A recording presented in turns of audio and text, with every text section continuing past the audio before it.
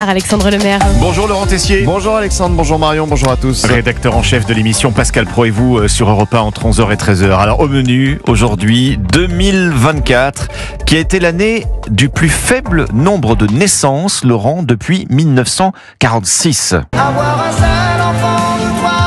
Oui Alexandre, j'aurais pu vous parler ce matin de la déclaration de politique générale de François Bayrou. J'aurais pu vous parler des propos du ministre de l'aménagement du territoire François Rebsamen hier soir sur BFM. C'est les insoumis, moi je les respecte, je respecte toutes les forces politiques sauf le RN. Le RN appréciera le sens du timing du gouvernement, mais l'information la plus importante, nous n'avons jamais connu un nombre de naissances aussi faible depuis la fin de la Seconde Guerre mondiale. Imaginez un peu, 663 000 bébés ont vu le jour l'an dernier. Et ce qui est fou, c'est que l'année dernière, quasiment jour pour jour, qu'avait annoncé Emmanuel Macron lors d'une conférence de presse ? Ce réarmement démographique. Le réarmement démographique. On était dans le langage guerrier, la mobilisation avec des annonces. Congé de naissance qui viendra remplacer le congé parental actuel.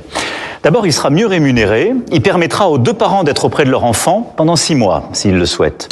L'infertilité, un grand plan de lutte contre ce fléau sera engagé. Sauf qu'un an plus tard, nous n'avons pas beaucoup avancé. Alors oui, une dissolution est passée par là, des changements de gouvernement. Il y a aussi une réalité économique des couples qui ne se sentent pas capables d'avoir un enfant dans de bonnes conditions, un plus grand logement par exemple. Il y a aussi des inquiétudes entretenues par la bien-pensance écologiste. Petit medley ces dernières années avec Marine Tondelier sur France Inter et la militante féministe Alice Coffin sur Europe 1. Les enfants qui naissent cette année, on ne sait pas leur garantir que la planète sera encore habitable dans 30 ans.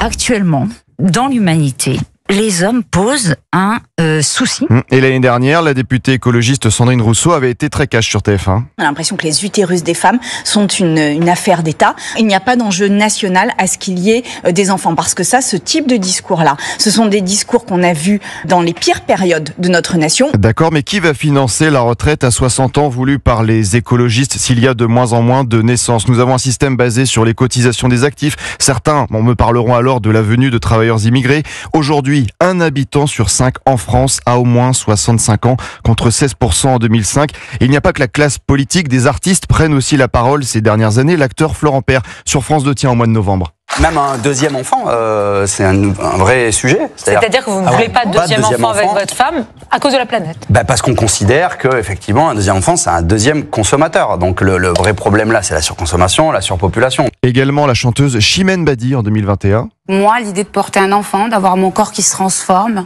c'est quelque chose qui pour moi me paraît impossible. Oui, je comprends. Je n'ai pas envie de transmettre à mon enfant des angoisses inutiles. Ma mère que j'ai vue se rendre malade pour ses enfants, en fait. Alors on peut discuter de la réforme des retraites, en imaginer 30 000. Si on ne s'occupe pas d'un vrai plan pour relancer la natalité en France, ce sera comme mettre un pansement sur une jambe de bois. Je vous quitte Alexandre avec ma chanson préférée, celle de nombreux papas. J'adore. Bah oui, vous êtes un jeune papa, vous. Ah oui, ma fille a 5 ans. Je pourrais pleurer sur cette chanson, moi. Oh non, c'est pas de larmes. Voilà, gardez Merci. votre beau sourire, Laurent Merci. Tessier. On vous retrouve tout à l'heure.